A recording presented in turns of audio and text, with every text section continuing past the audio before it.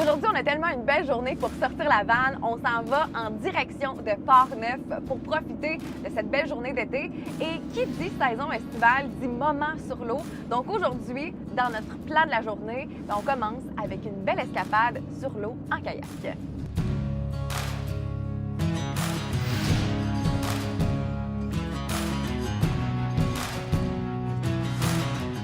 Béatrice, je suis vraiment contente d'être dans la région de Port-Neuf ce matin parce qu'on a, premièrement, une super belle journée. J'ai entendu dire que vous avez de super plans d'eau. Entre autres, vous avez des circuits qui font partie de la Route bleue. Qu'est-ce que c'est la Route bleue? Oui, en fait, ça va être des circuits qui sont élaborés par la Fédération des canots-kayak du Québec. Ici, on a la Route bleue, en fait, qui rejoint la rivière Sainte-Anne au barrage des Chutes à Gorée qui est à Sainte-Christine-de-Vergne.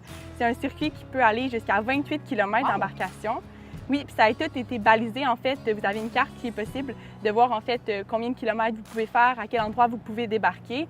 Puis ici, c'est vraiment intéressant parce que ça va être accessible pour vraiment beaucoup de personnes parce que c'est une eau qui est très calme. Il n'y a pas beaucoup de courant à l'intérieur, donc c'est super intéressant. Donc, si les gens ont envie d'avoir du plaisir dans la région de Port-Neuf sur l'eau cet été, bien, ça se passe sur l'un ou l'autre des circuits de la Route bleue. Oui, il y a beaucoup de circuits disponibles. Puis sur le site Internet, en fait, de la Route bleue, vous allez pouvoir avoir les informations détaillées là, sur tous les circuits qu'on offre dans la région. Merci beaucoup. Merci à toi.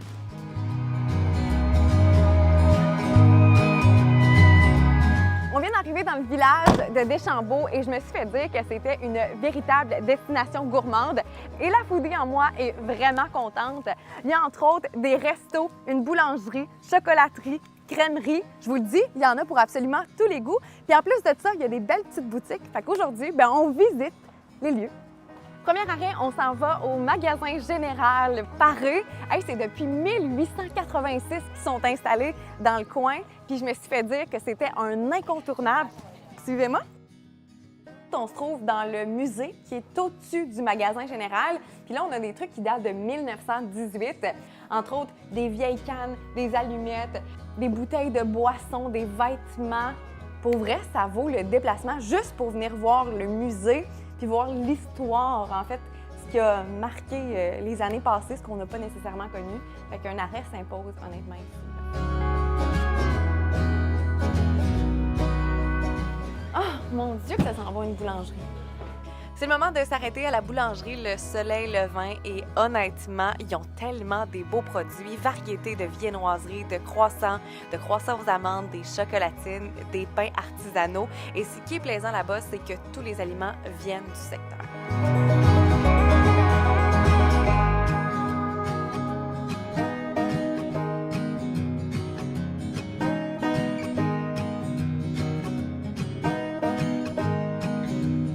À Deschambault, un arrêt est imposé à la crèmerie chocolaterie Julie Vachon. D'ailleurs, elle a gagné une multitude de prix et c'est pas pour rien parce que ses créations chocolatées sont absolument délectables. Mais j'aime surtout le concept de crème glacée à l'ancienne. J'ai opté pour une crème glacée chocolatée qui était vraiment incroyable. Mais surtout, j'ai décidé d'y aller avec un plateau de dégustation et ça, c'était quelque chose.